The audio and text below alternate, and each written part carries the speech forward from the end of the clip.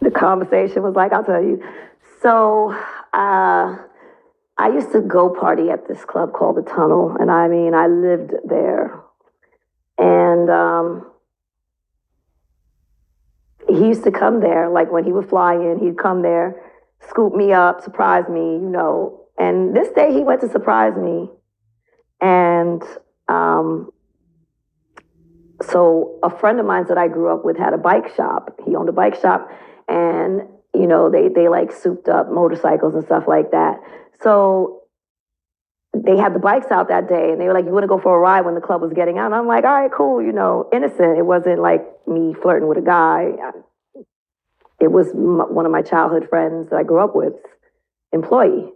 So I went for a ride, and as fate would have it, this man and his friends are standing there when he pulls the bike back up to let me off right in front of him. And, you know, he was not happy about that because I guess, you know, he was saying like, he was just talking to his friends, like, you know, I want you to meet my homegirl that I'm, you know, kicking it with out here in New York. She's mad cool. And then I'm jumping off some dude's bike. And I was young. I'm still stubborn and I still have an attitude though. And you know, I got mad that he was mad at me because I'm like, I ain't even doing nothing. So, you know, he said a couple things. I said something, got flippant, and we both walked off. So he probably walked off and went and had a good time for the night. And I went, walked around the corner, started crying. But, you know, I did not articulate myself yet because I was, you know, a younger person. And I'm, like I said, I am stubborn and I don't listen. A little better now. So you see one or two ex-girlfriends right here say she does not listen.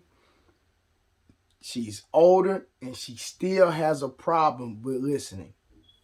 That is not feminine energy. It's not the energy us men want. We want women that are not combative. We want women that will be gentle, loving, and that will comply. It's that simple. I just gave y'all the recipe of how men want women to respond in them. And don't say, well, if he cheat on me and he do this and he do no, no, no, no, no, no. We're not talking about toxicity. We're not talking about nothing toxic. We just talk about everyday encounter with the women that we decide to love and decide to bring into our lives. We just want it to be simple. Now, as far as her jumping off another man's motorcycle and Tupac getting mad, I'm gonna let y'all deal with that in the comments and y'all let me know, did he overreact?